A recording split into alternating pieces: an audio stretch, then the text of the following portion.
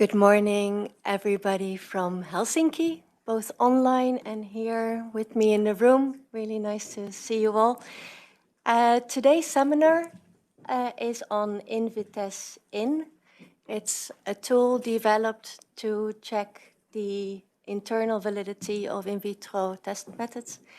And our three speakers today are, and apologies for this, are Angela Bearth, Mathisen, and Whaley. And I will introduce them further in a minute. So today's presentations are streamed live from our website and YouTube channels. In a few minutes, you will have the presentation by our speakers. And after the presentation, we will close the streaming and we will continue with the questions and answers session that will be for ECHA staff and will be done through the WebEx. So for ECHA staff, please log in through the WebEx stream to join the Q&A. The Q&A session is not recorded and will also not be streamed or uploaded after. ECHA staff who is joining the WebEx can pose questions during the presentation using the chat in the WebEx, but you can also ask your questions during the Q&A session using the microphone. And in the panel on the right, you can see how to do this. All of you, both online following the streaming and following through WebEx, we're very welcome to receive your feedback. You can find the feedback form on our event page in the Slido that is there for this meeting. So please, after the presentation, if you're interested in giving us feedback, please do, because we can improve and fine-tune depending on it. Thank you very much. So just for you that joins first, we set up this science seminars with the aim to discuss science, regulatory relevance, and the uptake of scientific results within ECHA's mandate. And for that, we have set up this series of online seminars, trying to aim for one seminar a month, and we collect topics that are relevant to ECHA's day-to-day activities linked to human health and environmental hazard and risk assessment. So the current seminar is set against the background of our ambition and also our continuous regulatory need to move away from animal testing, where the understanding of the applicability of alternative methods is really key for this to happen and can be, for example, very, very substance specific. So this InVitesse In tool that will be presented to you today is developed to evaluate the internal validity of a method. So really to ask the question, is this method valid for purpose? Just for your information, the same group of scientists is currently working also on a second tool, InVitesse X, which is then developed to evaluate the external validity, so how to interpret the results that come out of this method. To go to the presenters of today, first I would like to introduce to you Dr. Angela Bearth. She is CEO and partner in a private research institute of HF Partners, which is a spin-off of the ETH Zurich University. She's a social science consultant also at the Swiss Center for Applied Human Toxicology at the University of Basel. And her interests in work are public perception of toxicological science, decision-making and behavior related to hazardous chemicals, and the human factors playing in regulation of chemicals. She is president of the Society for Risk Analysis in Europe and a member of the Scientific Committee of the European Food and Safety Authority, EFSA. Second is Dr. Mathisen. She is a senior advisor and project leader at the Norwegian Scientific Committee for Food and Environment. She is specialized in risk assessment for additives, flavorings, food packaging, and cosmetics, and she has a PhD in toxicology from the University of Oslo. She has extensive experience in toxicology research and project management. And then last but not least is Dr. Paul Whaley. He has a PhD from Lancaster University on systematic review methods for chemical risk assessment, which at that point in time was already very much on this topic, and since then self-employed research consultant since 2010 in methodological support for systematic research reviews and other methods in toxicology and environmental health. And then few examples of projects and roles he's having at the moment is editor-in-chief for the evidence-based toxicology journal, an external expert in Norwegian Scientific Committee for Food and Environment. He's a research fellow also on the evidence-based toxicology collaboration and a co-lead in the grade ontology. So with this, I would like to hand the floor over to Gre, who will have the first go at introducing the INVITESN, and she will then hand over to the other speakers when their time comes. So Gre, please, the floor is yours. Thank you, Fleur, and ECHA for inviting us to have this seminar to present InvitesIn, which is a new tool for assessing the internal validity of in vitro studies. So this tool has been developed as part of the PARC project, and if you scan the QR code, you will come to the web page of this specific project.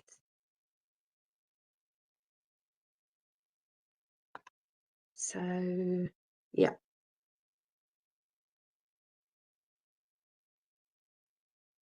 Now I think I moved a bit too fast, so we'll go back to this one.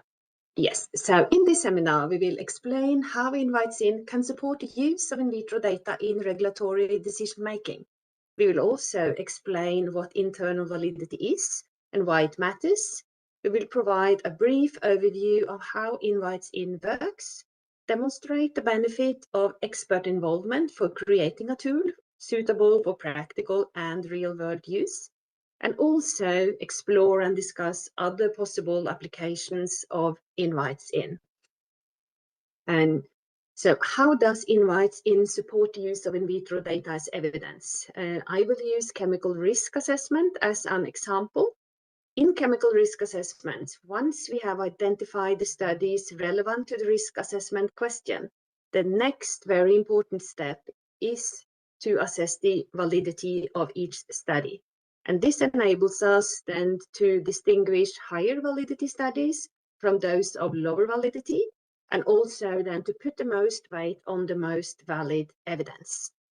And some years ago, when I worked in a project where we aimed to include in vitro data as evidence in a chemical risk assessment, we realized that the tool for assessing the validity of in vitro studies was missing. We had these tools for animal studies, for human studies of different designs, but none for in vitro studies. So this gap actually formed the basis for our PARC project and then also the development of InvitesIn. So for all work in regulatory toxicology that uses toxicity testing studies to inform decision-making, it is essential to ensure that the most weight is placed on the most valid studies. And InvitesIn, it is a tool for study validity assessment. And by study validity, we mean the following two things: the extent to which results are true for the specific conditions under which the study was conducted. And this is then the degree to which the study design, conduct, and reporting are likely to have prevented bias or then systematic error. And this is what InvitesIn helps you to assess.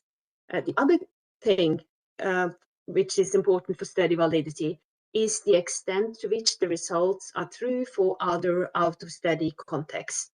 And this could be, for instance, different populations, settings, or exposure scenarios. And this is what InvitesX will help you to assess, and this is the external validity of a study. And as Fleur said, InvitesX is a tool that we are currently working on. So invites in, it targets factors that may affect the internal validity of an in vitro study. It comprehensively and consistently covers all the important internal validity issues. It helps interpret expert judgment into structured information about study validity.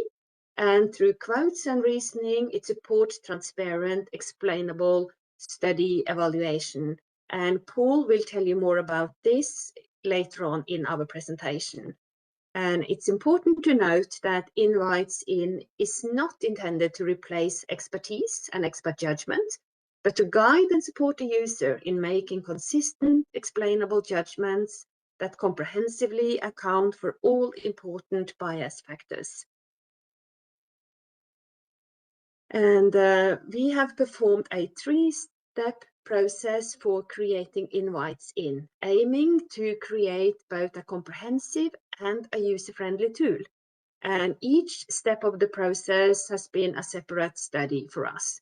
So the focus of the first study was on the comprehensiveness of the tool. We aim to identify all factors that may introduce bias to an in vitro study. And this study included both a literature review and focus groups with in vitro experts. And we ended up identifying 405 factors that may introduce bias to an in vitro study.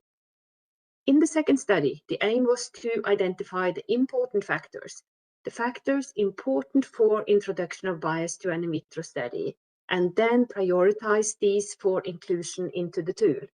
This study included in vitro experts in a Delphi study, and we presented them with all the 405 factors, and they identified the ones that are important. And we ended up then with 372 important factors. In the third study, the aim was to create a comprehensive tool, a tool covering all factors important for introduction of bias to in vitro studies, and also a user-friendly tool. And also in this study, we included in vitro experts in a Delphi study, and they gave us feedback on both the content and the user experience of applying the tool.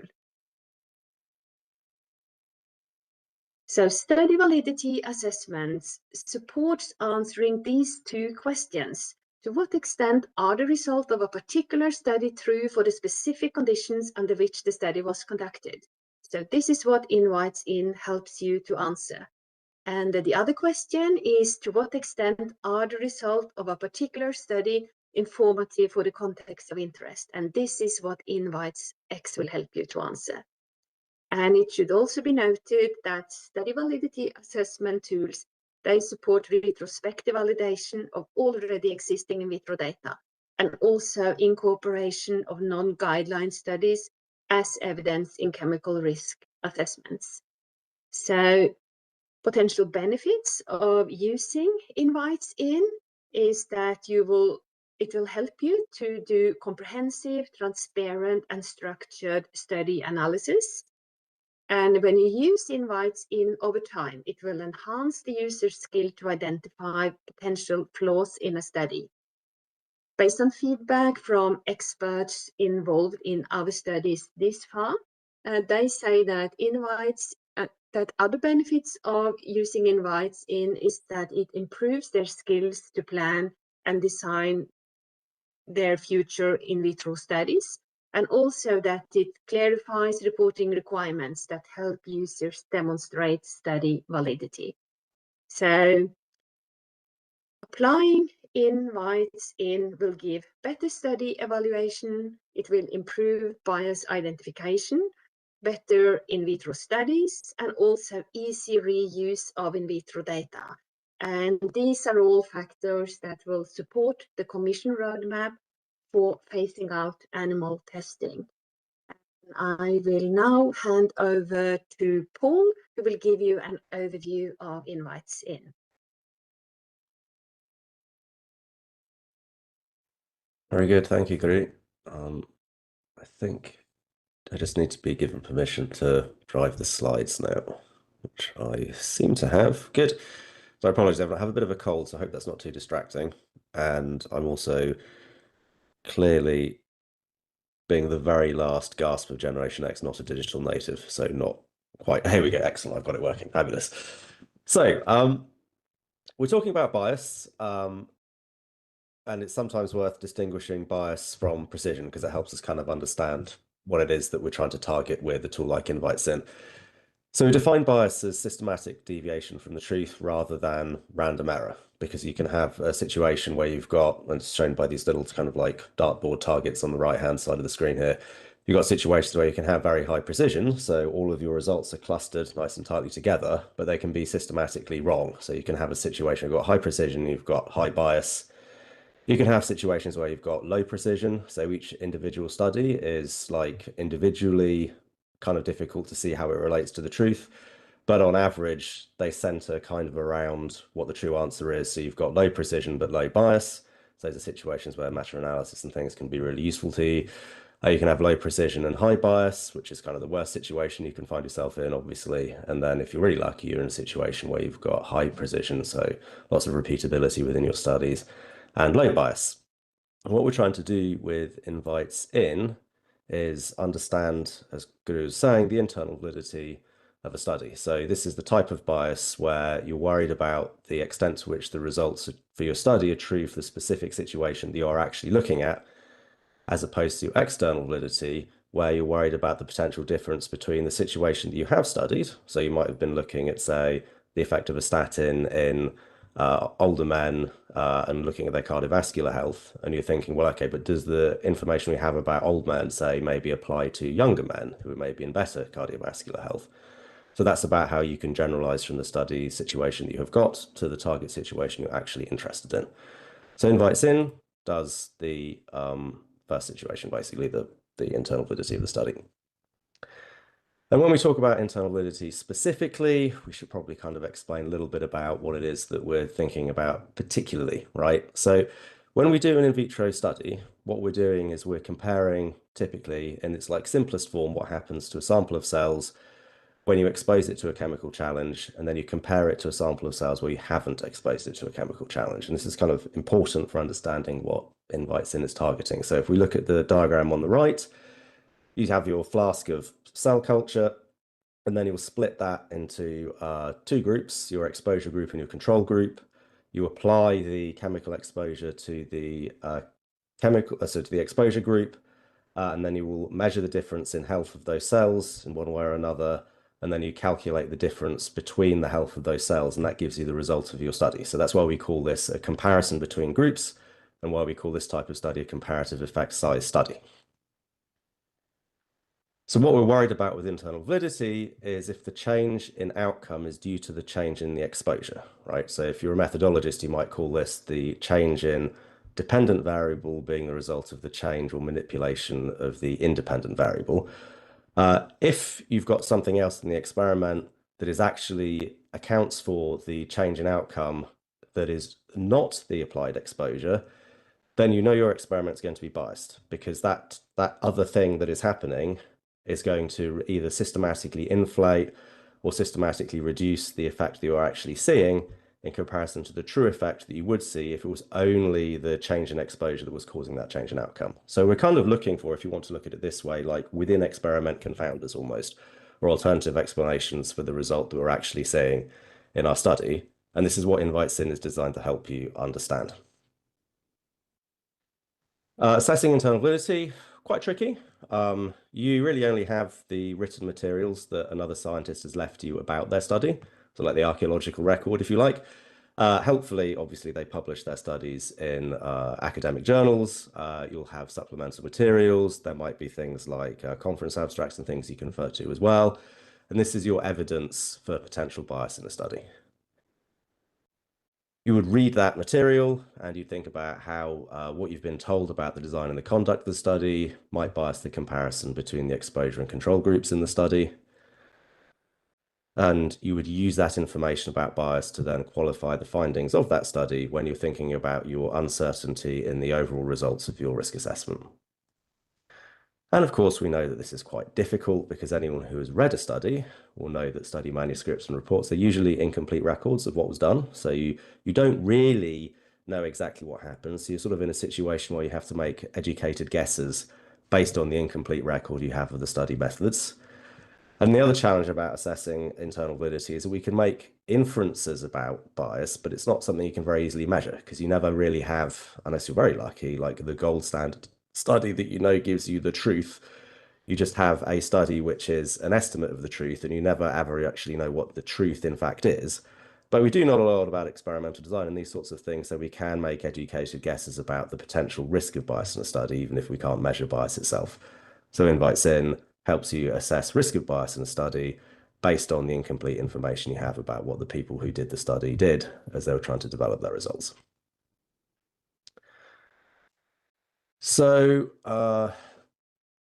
what we're trying to do with Invites-In then, as Guru said earlier, is we want to help experts understand methods rather than try to target kind of abstract bias concepts for the making a judgment. That makes the tool much more usable. It makes it sort of like, by focusing on things that are very visible, you can make it a repeatable, learnable, and kind of structured process, which is just, we hope, is helpful overall.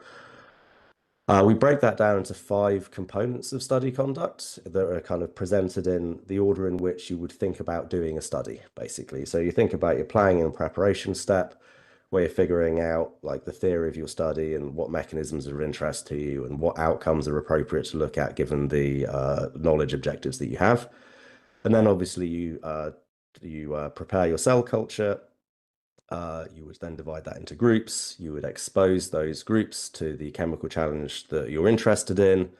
You would measure the difference between the groups using your experimental instruments and so on and so forth. And then you'd use statistical methods to calculate or quantify the difference that between the 2 groups based on the measurements that you've made. And Invites-In kind of takes you through that in that kind of rational experimental order, to then ask you for each of those kind of experimental components, your opinion on what you think the authors probably did. And then because making bias judgments is quite hard, what Invites-In then does is it kind of holds your hand through a process of making bias judgments based on the information you have provided about what the people did, or your opinions about how well people did their study, you see. So you're not asked to make an abstract judgment of bias. You're asked to make a kind of a more concrete judgment about methodological quality, and then Invites-In helps you interpret that into the bias judgments that you need for your risk assessment. And we do this under these 5 thematic issues, which I won't kind of go through in a lot of detail, but it covers things like number of replicates in a study, how the preparation of the experimental materials can maybe distort the comparison between groups. It can talk about how the measurement of outcome can potentially distort the comparison between groups. We have some questions about statistical methods, and it's this kind of comprehensive view, which we've kind of derived from our literature review and from detailed interviews with experts, how we've what it is that they think is most important when it comes to understanding the internal validity of a study. So yeah, so users answer the Invites-In questions. Invites-In then suggests draft bias judgments. You will then correct and modify the draft bias judgments based on what you know about the study, and then those corrected bias judgments become the results of application of the tool, which are then integrated into the uncertainty assessment of the risk assessment process. So you probably, at this point, want to see some questions, I hope. We have I'll give you a couple of examples here because it would take a long time to go through all the questions of Invites-In. But here we're asking, was the choice of statistical methods and assumptions appropriate, and were the methods correctly applied? And then you're asked to give your opinion, and we give you 5 options for that. You can have definitely yes, they were correctly applied, probably yes, so they were probably correctly applied, probably no, probably not correctly applied, definitely no, so you're definitely not correctly applied. And then we give people a no information option, where if there really is no information, they just can't make a judgment at all, then you can select that. We recommend people don't select the no information option because quite often there being no information is a type of information in itself, but it's necessary to kind of have that there to make the tool work. So then you'd give your reason for your opinion. So here in this particular one, this is one of our pilot exercise studies. The authors assumed that there was a normal distribution for their results, which we didn't think was necessarily correct. And we also noticed they didn't adjust for multiple testing in their study. So we said definitely no, that the statistical assumptions were not appropriate, and we didn't think the methods were correctly applied, you see. And then there was lots of quoted text in the study where they kind of indicated that things were going a bit wrong, but their one-way ANOVA was kind of evidence for that for us. And then to help users consistently apply the tool, we actually provide a short guidance note adjacent to each question, which will give people kind of like thought starters and a basic overview of how to answer the question. And this just kind of provides prompts. And we kind of, again, these guidance notes aren't supposed to be a complete guide to how to answer a question, because that will be sorted out during the planning and preparation phase when you're preparing your risk assessment and you're training your study assessors in how to evaluate the studies. This just helps those trained, kind of experienced evaluators, like just triggers them to think about the kind of statistical issues that relate to the particular question that we're kind of dealing with at this particular point. So then what happens is this question is mapped to analysis bias, which is one of our bias domains within Invites In. So you don't have to know very much about analysis bias in the background of the tool. The tool knows that this question addresses analysis bias. It will suggest to you that you should have high concern about bias because you are definitely not very happy with the methods that the study authors used for analyzing their data. You'll probably agree because, like, yes, I think this is right. Though I am very concerned about their data analysis methods. And that gives you the final judgment of high concern about bias, which goes through into your final risk assessment, uncertainty assessment, and that will then be integrated into those overall risk assessment findings, where you'd say, well, so some of the evidence was statistically suspect, so therefore we're less sure about the results of these studies than we might otherwise have been. And if we've got a different example, we can look at the exposure levels of a substance applied in a study. So here we're asking, did the preparation and handling of experimental materials or test substance result in any difference between the intended exposure and the implemented exposure? And again, in our pilot example here, we were like, oh, this is tricky because we didn't have a lot of information. So there wasn't like positive evidence of between group difference and administered exposures, but we said probably no, that the preparation and handling, yes, because we had no direct evidence and we weren't completely sure about this. Like we initially said probably no, because we didn't have direct evidence of between group differences, but we were a bit worried about test article impurity being 100%, because that test article purity being 100%, because that seemed unreasonably high. They didn't confirm applied exposure, and there were few biological samples that so there's few enough biological samples that errors in dilution could dramatically skew the results, you see. We couldn't quote anything because the authors in this particular case didn't provide any information about the exposure levels. But yeah, so it's kind of a nice example of how not having any information can present difficulties to the user of Invites In, but you can still make judgments potentially, or reasoned judgments about study design issues, even though you don't have much information. So because it's an exposure levels issue, it gets mapped to performance bias. So you don't have to know much about performance bias because the tool knows that for you. And then because you said probably no, preparation handling probably didn't lead to any differences, then the tool says, well, in that case, maybe you should have low concern about bias. But that seems quite low, actually. So in this particular case, we'd expect maybe the user to disagree with the default answer provided by Invites In, because of these issues around the implausibility of the test article purity and the lack of confirmation of applied exposure. Like saying that there's low concern seems probably a bit too low. Like high concern would seem excessive, but given this kind of uncertainty about the exposure levels, like we think as a user, you'd probably end up saying like some concern. So we actually modified the initial draft judgment to then judge that there is some concern about bias. So not big concern, not small concern, just some concern. And again, that level of some concern can then be put through to the final results of the risk assessment. So you say, well, we're not like as uncertain as we are in relation to the statistical methods, which were clearly problematic. We have some indications of some problems that reduce our certainty, but they don't make us completely uncertain either. So it's somewhere in the middle, and that can be, again, be reflected in the results of the risk assessment. Invites In does have some potentially unusual features, I guess. If you're thinking about what we do compared to other risk of bias assessment tools, you might, I guess I could probably have called these innovations, might have been a bit more generous to ourselves.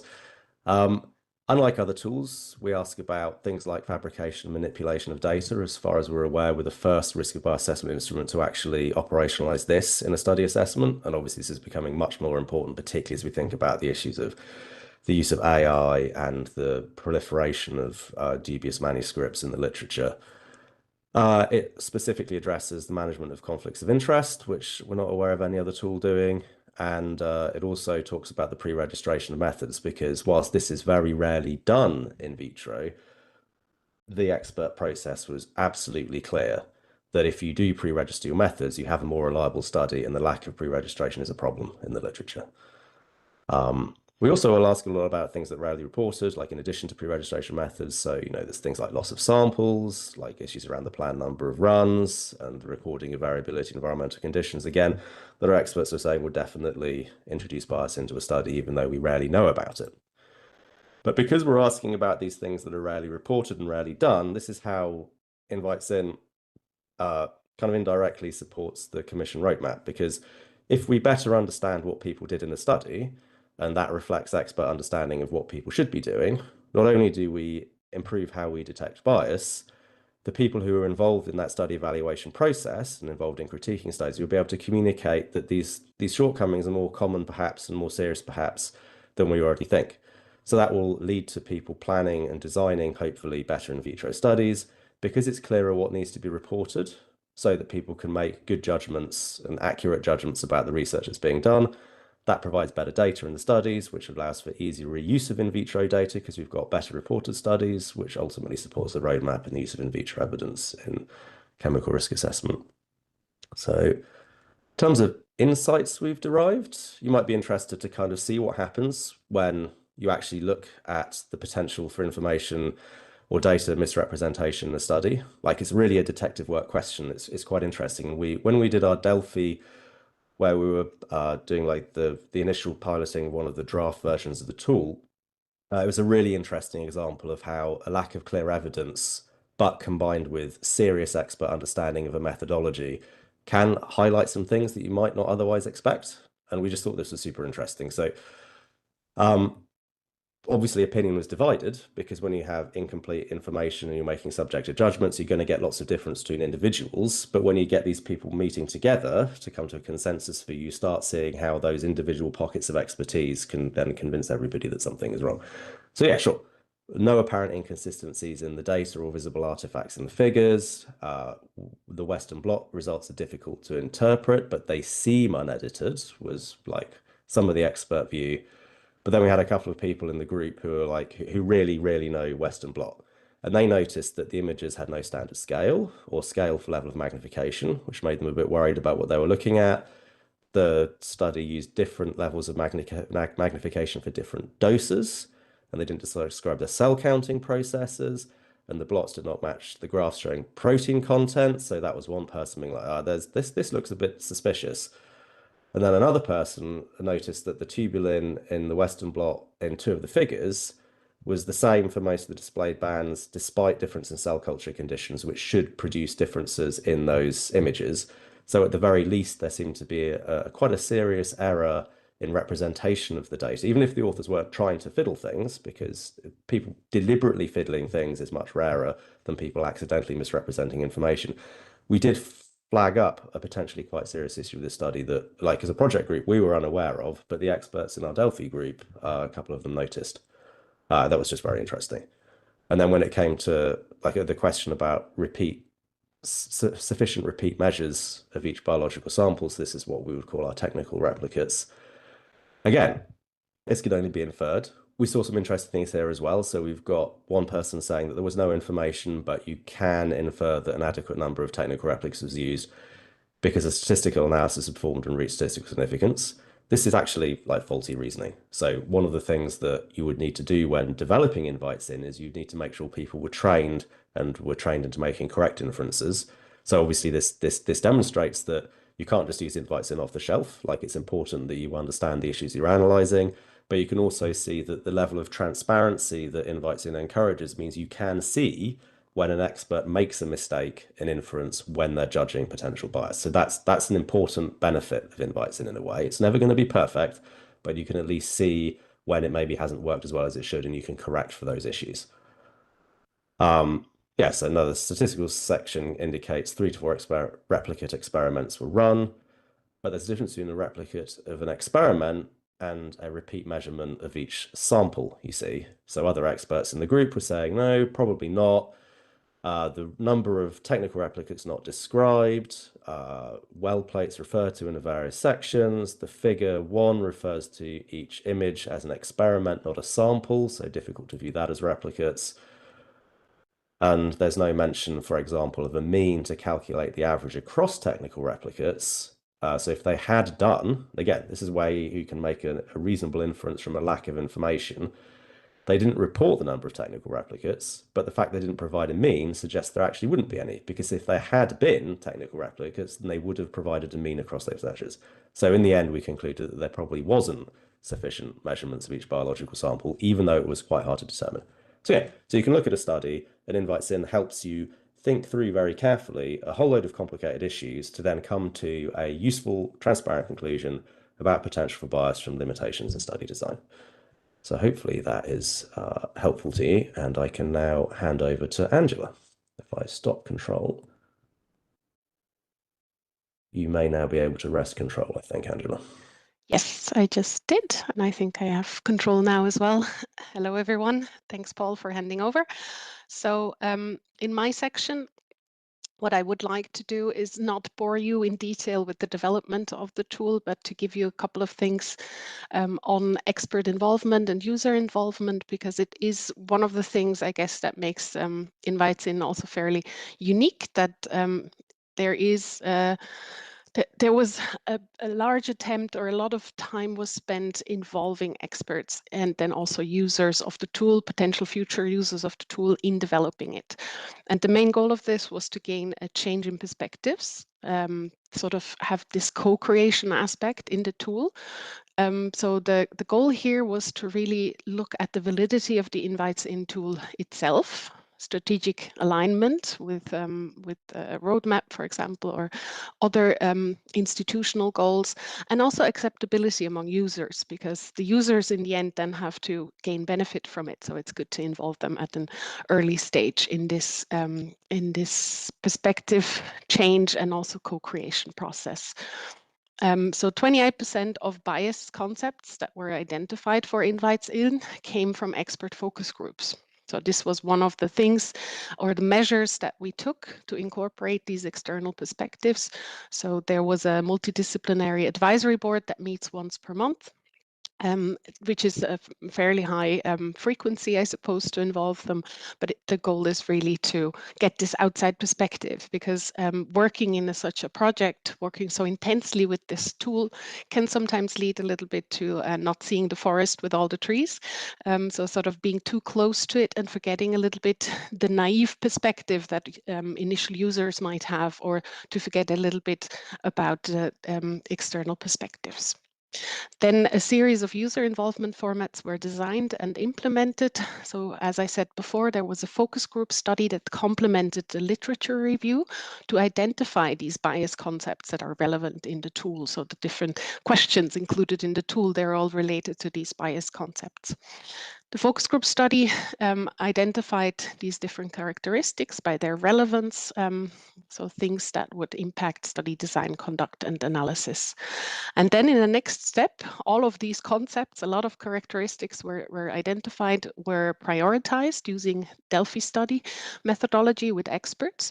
And then the last step, the Delphi study 2, I would like to talk a bit more about, because it's less about this external perspective. It's a lot more about gaining, again, this naive perspective on the tool that the project group wouldn't be able to do anymore, and evaluate it from different perspectives. So evaluate it as usability, comprehension, and so on and so forth.